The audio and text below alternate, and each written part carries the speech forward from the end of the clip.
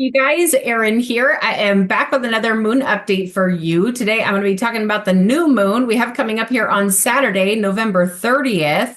This new moon peaks at 10:21 p.m. Pacific time. So for a lot of you out there, either on the East Coast or UK or whatever, this is coming through on Sunday, December 1st. Okay. Now, this new moon takes place in the sign of Sagittarius, 9 degrees, 33 minutes Sagittarius. And this is a time to manifest new beginnings and growth that are related to this sign of Sagittarius. And I really think a lot of us could benefit from tapping into this energy. The sign of Sagittarius is really like the sign of wisdom and optimism and faith and abundance and being charitable. It's like the sign of expansion, philosophy, that sort of thing. And so this is a really good time to be manifesting, especially, oh my goodness, wait till I pull up the chart. There's really beautiful aspects coming through with this new moon. I got so happy when I pulled up the chart. It's like, hallelujah, I got some good stuff to talk about today. So what I'm going to do in this recording is I'm going to break down the sign of Sagittarius for you in detail. So you really know how to work with this energy. And to really be specific here, what I always do every single time we have a new moon since 2016, I've pulled out my journal, wrote down the growth that I want to experience that's related to that zodiac sign. Okay, approximately 6 months from now, we'll have the full moon in the sign of Sagittarius. That would be the peak of that growth cycle. Okay, write down the growth that I want to experience that's related to that zodiac sign. If you're somewhat familiar with your natal chart, or if you've had a reading with me, you can go back and review the video recording to see which area of your life this specifically manifests for you. So I always incorporate that into my manifestation journal. Okay, and then I like to take a few gemstones that resonate well with that zodiac sign, and I like to put them on top of my journal. So what I'm going to do is I'm going to break down the sign of Sagittarius for you in detail. And then, of course, I'm going to pull up a chart and we'll go through all these beautiful aspects coming through. But I will also be talking about certain parts of the body that are ruled by the sign of Sagittarius, because these parts of our body become more sensitive anytime anything up in the sky is transiting through the sign of Sagittarius. For this transit, we've got Sun, Moon, and Mercury, which Mercury's in retrograde. So it's definitely a good idea to pay a little extra attention to these parts of our body. So, of course, I'll be mentioning some potential herbal remedies to help support these parts of our body. And then I will talk about a few gemstones that resonate well with this sign of Sagittarius. But you can always find a full, extensive list of gemstones that resonate well with the sign the moon is transiting through in the description below. And this sign of Sagittarius has a lot of gemstones that resonate beautifully with it. Now, if you don't have any of those gemstones, don't worry about it. It's perfectly okay. But I will say new moons are a really good time to be manifesting more gemstones into your life if that's something you so desire to do. Okay, so let's get into this. The sign of Sagittarius. This is what we call the mutable fire sign. When I say mutable, I'm talking about adaptability, okay? And in the element of fire, fire is very directly associated with energy, okay? So this is adaptable energy. I love how Judith Hill calls this wildfire, because it totally is. It's really like the sign of adventure. It's ruled by Jupiter. Jupiter is considered the great benefic, okay? Jupiter, we're always receiving Jupiter's energy, and sometimes Jupiter's working a little more comfortably or a little more aggressively up in the sky. But the overall influence that we receive from Jupiter is abundance and luck and wisdom. And it's like when somebody's got a really strong Jupiter in their natal chart, let's say they are a Sagittarius rising and they've got Jupiter on their ascendant. Okay, these people tend to have lucky lives. Certainly not all of them, because there's things that can counteract it. But for the most part, it's like that Jupiterian Sagittarius energy is very much about faith. Okay. And I don't mean faith like just spiritual faith. I mean more like, hey, everything's going to be okay. We can move on from this. Let's look at the big grand picture. What can we learn from this? It's very much a free-spirited kind of energy. Now, the motto for the sign of Sagittarius is I see, and I don't mean like I see with my eyeballs. The sign of Sagittarius doesn't have any direct rulership over the eyeballs. It's more like, oh, I see what's going on here. Again, it's like the philosopher of the zodiac. I used to listen to, have you ever heard of Alan Watts, a philosopher who's no longer with us?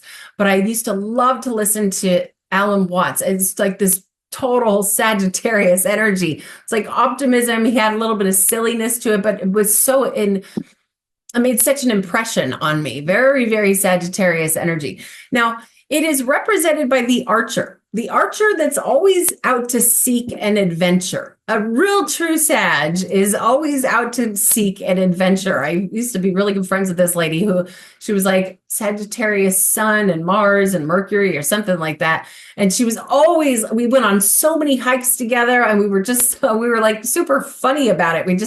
We'd go like we were fairies going through the forest or something on this wild adventure. But the archer can also have like seek for high aims, okay? As in like, I'm going after that and I'm going to get it because I got the right attitude to go after it, okay?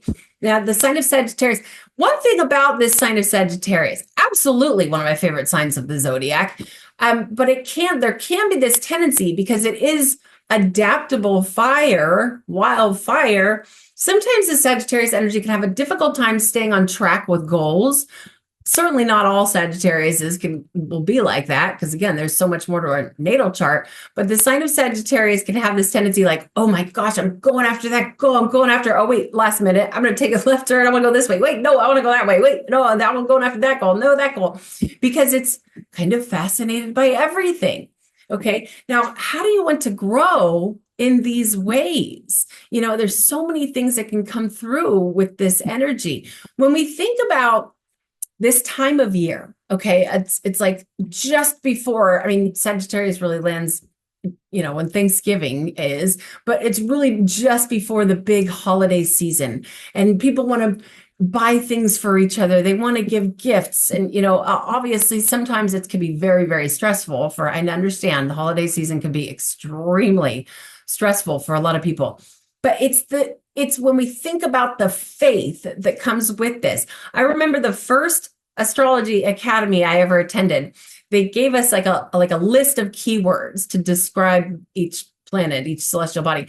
And Jupiter, being Sagittarius ruler, I remember seeing Santa Claus listed under like a keyword for Jupiter and being like, what? I don't get it.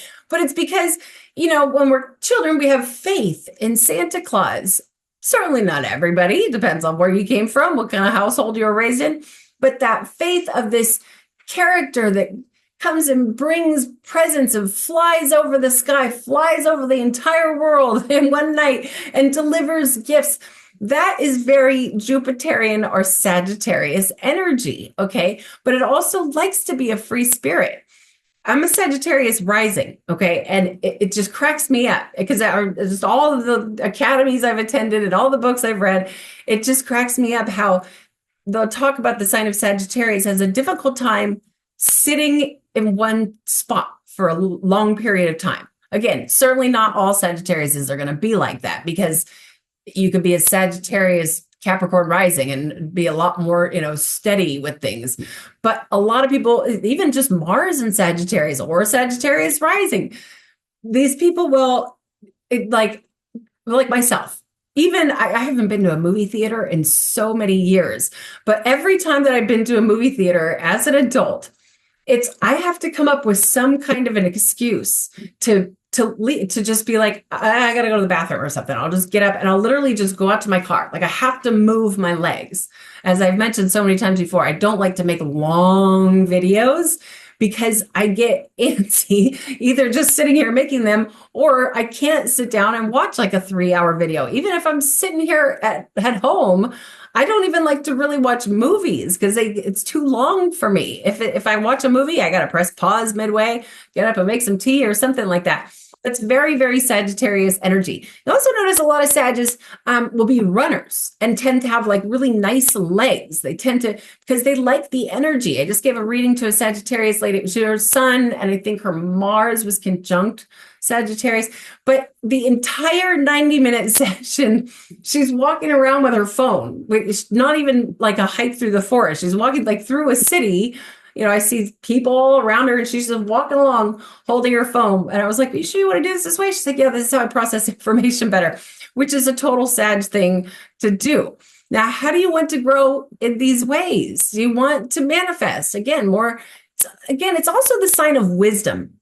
Okay. Here's the sign of Sagittarius in the zodiac. Opposite that is Gemini. Okay. Gemini is the student. The motto is, I think. Okay, the sign of Sagittarius is more like the professor or even the university in essence.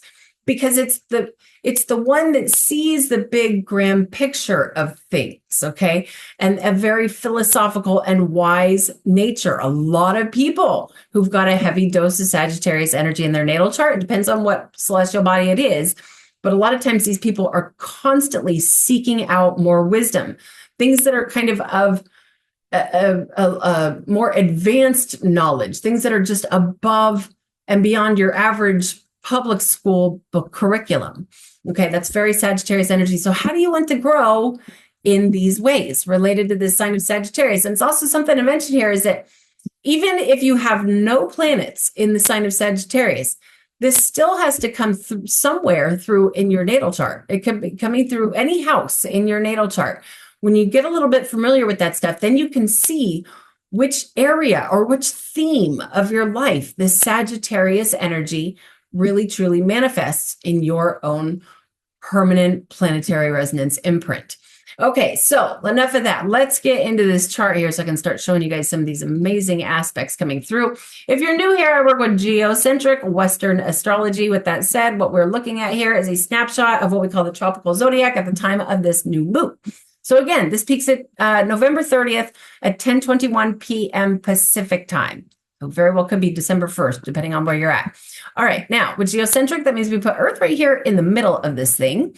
Let's start out by talking about the sun and the moon. So here's the sun, here's the moon.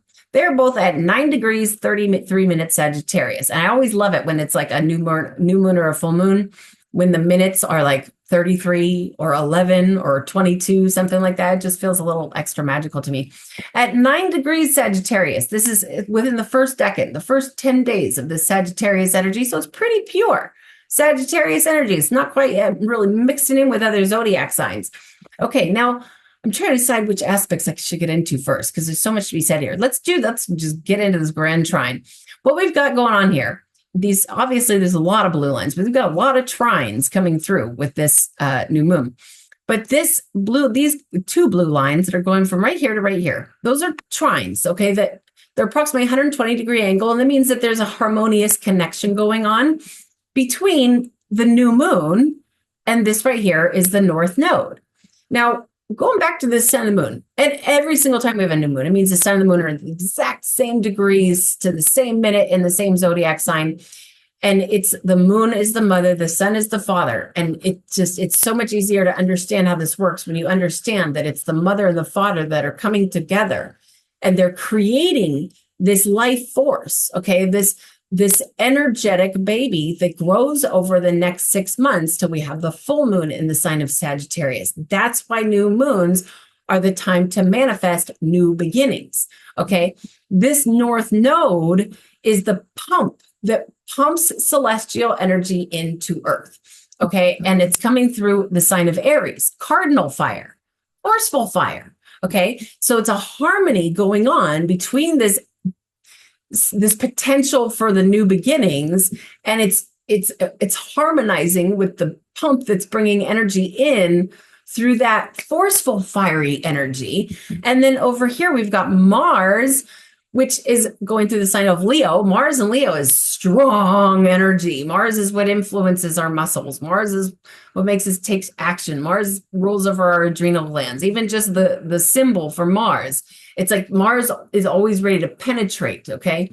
Mars is ready to take action. And the sign of Leo, the motto for the sign of Leo is I will. It's a willpower, okay? So we've got Mars coming through the sign of Leo, also harmonizing with this new moon and that north node. That's beautiful, grand fire trine. And not only that, but thinking about, we have a lot of mutable energy coming through here. We've got the sun and the moon in Sag, which is mutable. We've got Mercury in Sag, which again is mutable. We've got Jupiter in Gemini, which is mutable. We've got Saturn in Pisces, which is mutable. We've got Neptune in Pisces, which is mutable. So all this adaptable energy, but mostly thinking about that sun and the moon coming through that adaptable fiery energy to adapt in to the new beginnings, okay? To set the intent, like I'm making this change. I'm going after it. When I'm going to seek this adventure. But then we've got the fiery north node in Aries coming through going, okay, let's do this. I'm cardinal fire. I'm ready to pump this energy, ready to go. And then we've got Mars and Leo, which Mars is also saying, let's go, let's do this. But Leo says, let's make it stay. Fixed fire doesn't want to be bouncing all over the place. The fixed signs like to get into the rhythm and stick with it. So we've got a lot of support coming through here. And not only that, this is kind of a kite, okay? Because here we have the south node. That's the drain point that takes things away. Okay, that's the point where things are being drained out. And these green lines here, these sextile aspects, are going to that drain point from this new moon and Mars over to that drain point to take away the things that are not going to serve these new beginnings that we're going into here. It's basically a kite. It doesn't really show it's a kite here because there would be a stronger opposition line right here if it was planets instead of the nodes, but you can kind of see it's kind of in the shape of a kite. When somebody's got one of those in their natal chart, they tend to have kind of a little bit more an advantage in life, or things just work out for them. They've got some sort of a talent. They've got more opportunities that come through. Okay, so this is a really, really nice lineup for getting serious. It's not like that, but think about the fact that, we're going into this holiday season, and it's like, this is a time where people want to be charitable. People want to be able to give. They want to get themselves into a position, and not only that, a position where they can be more charitable, but it's also when you think about the optimism that can come through here. Trust me, I know holiday season can be really hard for a lot of people. Trust me, I understand. But kind of bringing this energy in, getting into the vibration of gratitude and happiness and faith and abundance. It's a perfect lineup here. But also take into consideration that if you've got anything near 9 degrees Sagittarius in your natal chart, this is kind of an extra powerful new moon for you. If you've got anything near 4 degrees Aries, this is also kind of an extra powerful new moon for you because that north node is sitting on it. If you've got anything near 5 degrees Leo, this is kind of an extra powerful new moon for you. You got anything near 4 degrees Libra? I'd say this is really much more about letting something go. It depends on what planet or celestial body it is. But it's so important to take into consideration that we all experience this new moon as a collective, but it's also very, very unique to each and every one of us. Okay, now let's talk about Mercury here. So Mercury is coming through the sign of Sagittarius as well and is in retrograde. I think I got notes on how long Mercury will be in retrograde until December 15th.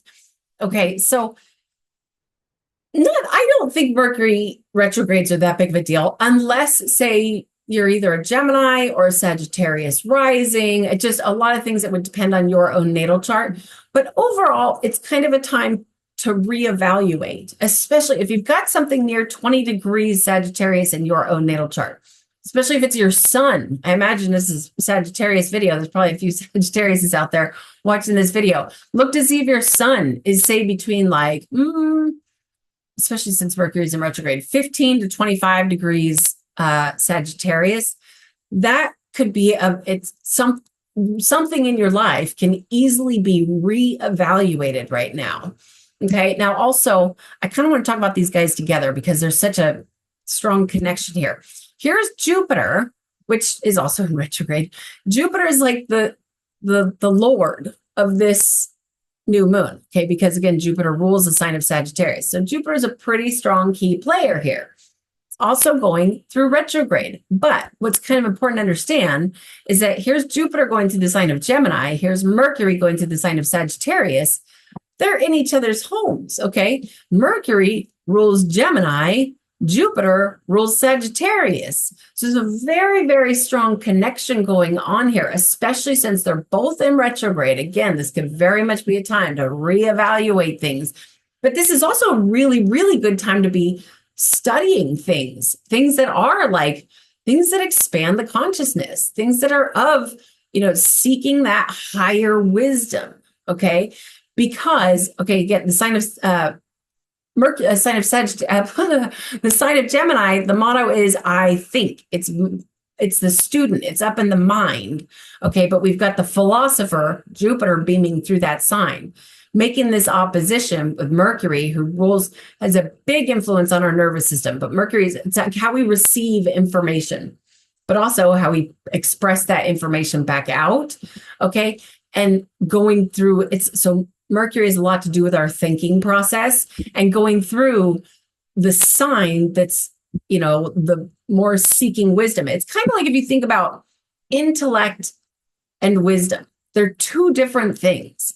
But here we've got the best way to handle some sort of an opposition is to integrate those things together, find a happy balance between them. So finding that happy, healthy balance between the wisdom and the intellect, taking both, and especially, again, if you've got anything really near anywhere between 15 to 25 degrees Sagittarius or Gemini, okay, then it's an extra good time to be studying, but also be thinking about the fact that those things are in retrograde and you might be wanting to reevaluate something. It depends on what those planets are in your natal chart that these things are hitting. But overall, that's just something to take into consideration. And not only that, but these guys have this a lot in this transit is going to have an effect on our nervous systems. So we will talk about that when I get into that a little later on in this recording. Okay, so next up, let's talk about Saturn here. Here's Saturn, still going through that sign of Pisces. Saturn's going to be going through Pisces until, I think it's May of 2025. It's going to pop into Aries, be there for a few months, and then retrograde back into Pisces and basically be in Pisces until February of 2026. But Saturn, discipline. Saturn says we have to be serious about things, okay? Saturn wants us to take our responsibilities seriously, and going through that sign of Pisces is that sign of Pisces. It's the mystic, it's the spiritual one, taking our spiritual practices very seriously. This is such a generalization of this transit, but it's something that we can all work with. Saturn going through Pisces can also, if this is hitting something in your chart, if you got really any like personal planet, I mean, whether it be the sun or the moon, which are technically not planets, by the way, or Mercury, or if it's Mars or Jupiter, and you got Saturn coming through Pisces and hitting that thing in your natal chart, you might be becoming like more aware or more like paying attention to the sorrows of the world. Saturn going through Pisces can certainly have that kind of an impact, but it's also taking on some sort of a spiritual practice to help overcome that can be a beautiful thing. And not only that, but Saturn has an approaching square. Here's the sun and the moon at 9 degrees Sagittarius. Here's Saturn at 12 degrees Pisces. What's going to happen here is just a few hours after this new moon, the moon will make an exact square to Saturn. And 3 days after this new moon, the sun will be making an exact square to Saturn. That is like, again, Saturn saying, let's take care of this. We got something responsible we got to take care of here. Or let's be responsible with what it is we're trying to manifest with this new moon. Because you can't just write this stuff down in your journal and leave it alone. You have to actually take action on it as well. But when we have written it down, it's just like when somebody's, a grocery list. You're not going to remember everything that was on your grocery list if you don't have your grocery list with you. It's just when we write these things down, it helps to bring them into fruition, and it really does make a difference. Not only that, Saturn's also making an approaching square with Jupiter over here. So there's this kind of like a little bit of a T-square going on here between the sun and moon and Jupiter and Saturn. And those T-squares, they can actually, even though they can bring in some internal tensions, they do have a tendency to force things to happen. Okay, now let's talk about Neptune going through Pisces. So, and by the way, if you missed it, I put out a recording last week about what's coming up here in 2025, talking about how major changes are coming in 2025. In fact, after I posted that video, I was like, oh my God, there's so much more I could have said. Maybe I'll even make a part 2 because there's just so much going on in 2025. It is ridiculous. But Neptune is another one. Neptune influences this mystical Piscean energy because Neptune rules Pisces, okay? Neptune is what rules our psychic capabilities, but Neptune also rules over things like drugs, altered states of consciousness, okay?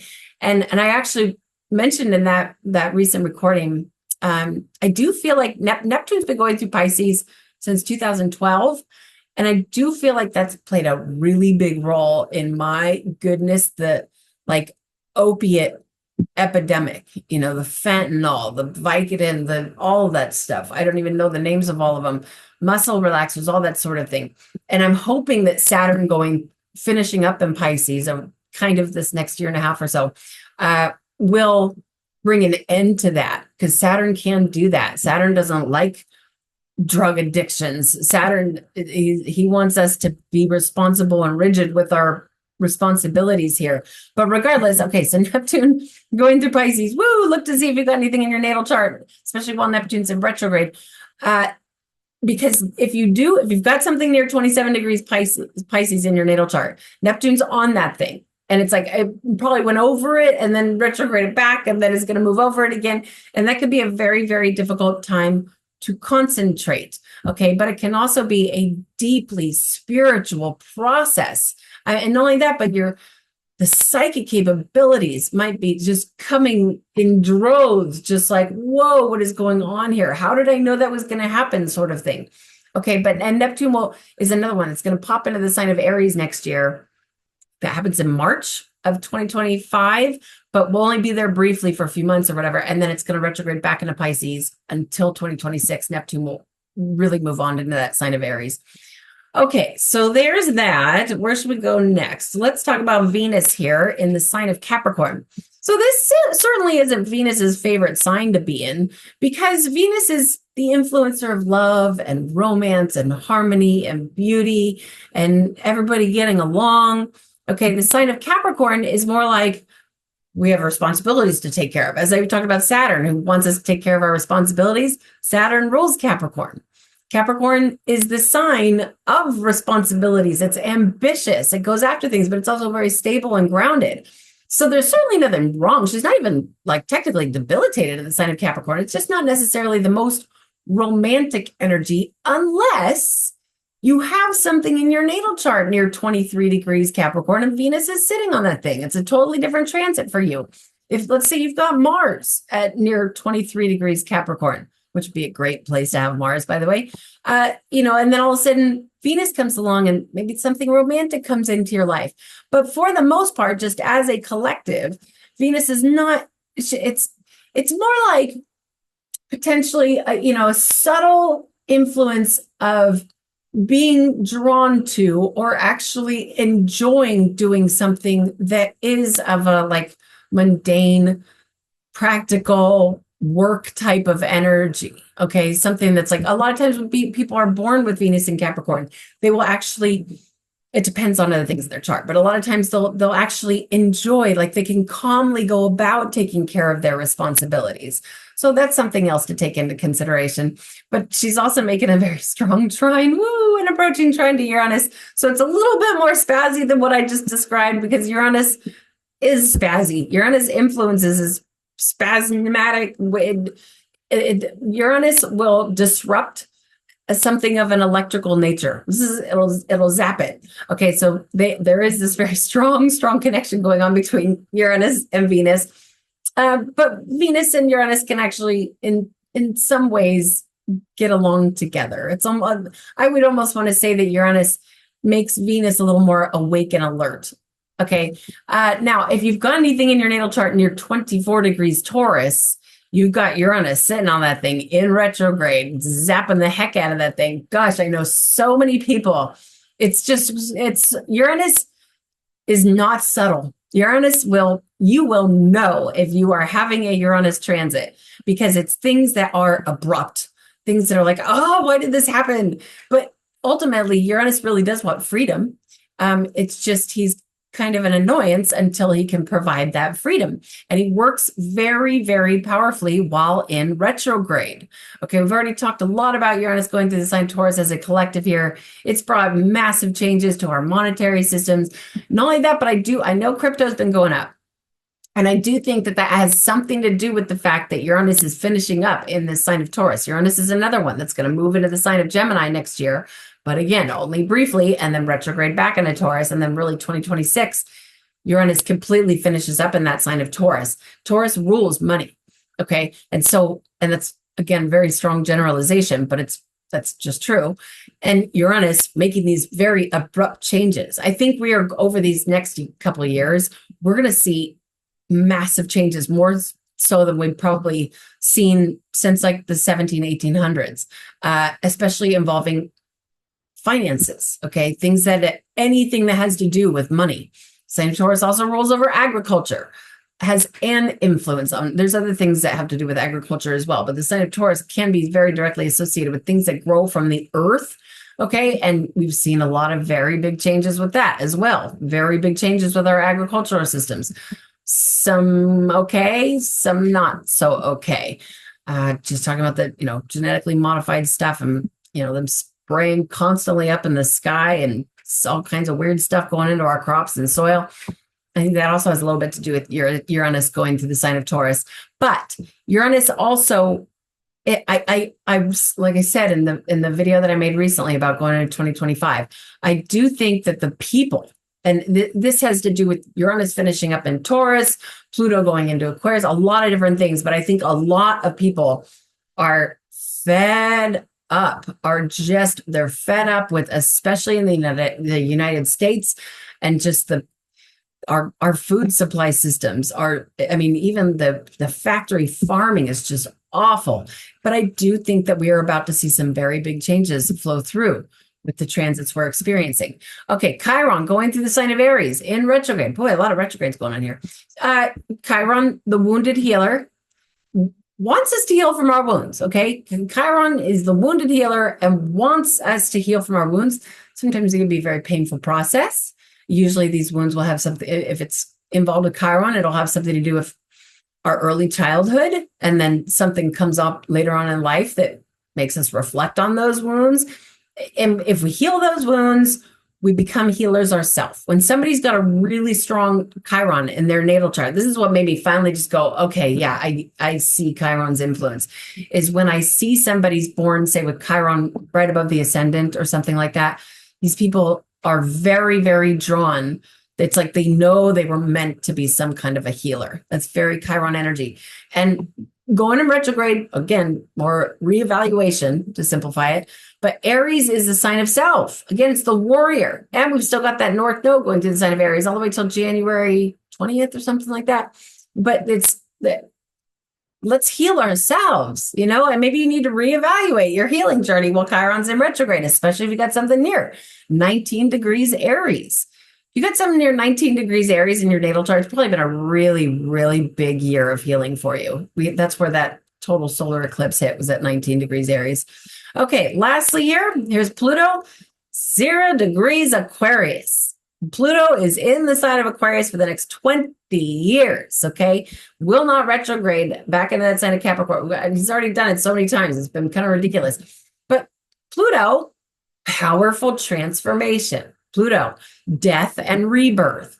Okay, the sign of Aquarius, he is working so strong right now at 0 degrees Aquarius. Anything that's at 0 degrees, it's pure energy. It's not blending in with other zodiac signs. It's like we're getting struck with I'm just going to say it, Pluto can be very, very destructive. Okay, but it's for the purpose of creating a more powerful rebirth.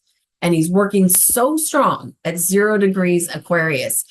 If you've got something in your natal chart near 0 degrees Aquarius, you have been going through some sort of a very powerful transformational process, and it's just about to come to a head here. I promise you that. But this is for humanity. I mean, really, the sign of Aquarius, it's the sign of humanitarianism. I do feel, and maybe it's because I'm an optimistic Sagittarius rising, but I do feel that we've got the potential over these next 20 years for the people to get their power back. I'm not saying it's going to be an easy ride. I do think that we have a lot of turbulence coming our way over these next couple of years. I really say that with confidence. It's really anywhere between now and 2033. I think that we can all be expecting some very, very turbulent energy coming through. But I really do say with confidence that we'll be okay. I don't see it as an apocalyptic kind of, end of the world type of influence. I just don't see that. I think humanity is too strong. We've already been through, 2 world wars and all sorts of things. So But if we flow through it, we stay strong, together, support each other, no matter your opinions, political opinions, whatever it is. I just the other day, I saw two people arguing about what's better, vegetarian or eating, a lot of meat or whatever. It's just unique to everybody. And they were literally arguing like they can't even be friends because one's vegetarian, the other one's not. I was like, how can you just allow people to be themselves? We all go through different learning cycles. Okay, enough of that ranting. All right, I think I covered everything I wanted to there. Let's talk about body parts. So the sign of Sagittarius, it rules the hips and the thighs. A lot of people who are born under the sign of Sagittarius or Sagittarius rising will have like just naturally nice hips or thighs, nice legs. They like to use them. They like to be active. They'll go out running, that sort of thing. Doesn't mean every single person who's Sagittarius is going to be like that, but a lot of them are. Okay. And then also the sign of Sagittarius. Okay. Sagittarius rules the efferent nerves. Gemini rules the afferent nerves. Okay. These signs are opposite each other. And keep in mind, we've got this new moon is in the sign of Sagittarius, and the ruler of this new moon, Jupiter, is in the sign of Gemini, which is again opposite Sagittarius. And we've also got, and that's in retrograde, and we've got Mercury in Sagittarius and in retrograde. So these afferent and efferent nerves, basically, it's like the efferent nerves is what the nerves that are taking it from the skin to the spinal cord. Okay. And then this is the most basic description I can give you. Then the efferent nerves take it from the spinal cord to the muscles in the body. No need to remember all the details of that, but with all that going on, it's like the entire nervous system, even especially while Mercury's in retrograde going through the sign of Sagittarius, the nervous system very well could be, especially if this is hitting something in your chart, could be like super duper overstimulated, super like, this is what's going on around here. Okay, so that's what I'm going to be putting most of my focus on for this new moon. And with that said, I'm not a doctor and I can't offer any kind of medical advice, but there's so many different things we could do for the nervous system. I think probably, as I've said before, I love hops, but there's things like lemon balm is great, soothing, calming to the nervous system. Let's see here. Oh, valerian root. I was going to say valerian root and also blue vervain. Both of those are great support for the nervous system, but they can be a sedative. If you're somebody who's already super droopy and tired a lot, you might want to be a little bit mindful with those things. Milky oats, oat tops, those things can be really good for the nervous system. And just overall, paying attention to this part of our body, especially in the hours surrounding this transit, when the sun and the moon are really coming together here in this sign of Sagittarius. Not only that, the sign of Sagittarius rules the femur. A lot of people who've got some sort of Sagittarius energy in their natal chart, they will end up having hip problems when they get older. Here I am at 46 years old and Sagittarius rising, and I'm feeling it. I have to take better care of my hips. I got to start doing more yoga because I could just tell that it's my hips are starting to. They're not like they don't function as beautifully as they used to. But so being paying maybe because some good yoga poses. That's what I'm going to do for this new moon. I'm going to set the intention to get back into yoga more often. So that's what I will be paying attention to for this new moon. Now, as far as gemstones go, the dedicated zodiacal birthstone for the sign of Sagittarius is turquoise. So I put on my turquoise pendant today. I don't know if the camera's picking it up, but it's like more green than the average turquoise. Turquoise is usually like more a turquoise color. But this is, for some reason, I don't know why, but this is just a much more of a like almost minty green turquoise. But turquoise is great. It's super protective. It's a beautifully protective stone. It says it's said to also help us to foresee. And I know there's a lot of stories out there about people who have had this Sagittarius faith that, you're wearing, say, a turquoise ring and the turquoise pops out. And this has actually happened to me twice. One, my turquoise ring just broke, like the actual band broke. And then another time the piece of turquoise popped out, which was really unfortunate. I love that ring. But it is said that happening prevented something from my physical body getting an injury. Like the ring took it instead of me. That's really what turquoise is all about. But also, let's start with this one. This is lapis lazuli. I mean, a gorgeous stone. Absolutely one of my favorite stones, just the tones. Lapis is another very, very protective stone. It's one of the #1 recommended stones from Edgar Cayce. I've read somewhere that it might give off some kind of radiation, but I don't get that at all. I really don't get that. If somebody has any thoughts on that, please let me know in the comments.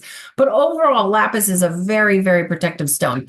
For so many years, back in my late 20s to early 30s, I still have it, a big giant piece of lapis, a pendant that I do feel like it very much kept me safe. In fact, there was a situation that I was in where it was a really, really bad situation, and somebody was being very, very horrible to me and tried to rip the necklace off of me, and the stone popped out, and I was so glad that I found it. I was so glad, and I put it back together. I love that. I should have pulled it out here, but overall, lapis is a very, very protective stone. I do feel like that was something that kept me safe in those times. I was just in a very, very turbulent stage of my life. Okay, now the next one I'm going to mention here, these are, which I pulled up before so many times, these are Herkimer diamonds. They are not diamonds. They are so sparkly.